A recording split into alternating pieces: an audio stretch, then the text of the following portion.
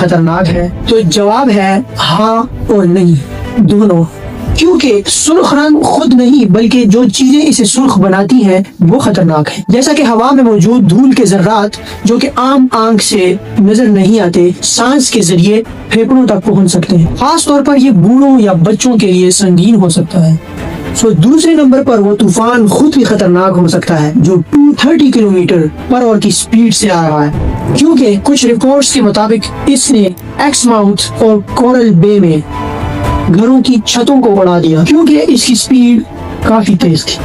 دوستو، یہ تھی سائیکلون نیریل کے حوالے سے کچھ اہم معلومات۔ یہ صرف ایک سرخ آسمان کی کہانی نہیں تھی بلکہ یہ ایک یاد دہانی تھی کہ قدرت یا فطرت کے پاس ایسے رنگ بھی موجود ہیں جو نہ کوئی آرٹسٹ بنا سکتا ہے اور نہ ہی کوئی فلٹر لگا سکتا ہے اور نہ ہی یہ کوئی VFX بنا سکتا ہے۔ اور ان چیزوں کے پیچھے ہمیشہ ایک سائنس ہوتی ہے جو کہ ہمیں سمجھنی چاہیے، کیونکہ جو چیز ہم سمجھ لیتے ہیں وہ ہمیں ڈراتی نہیں بلکہ سوچنے پر مجبور کرتی۔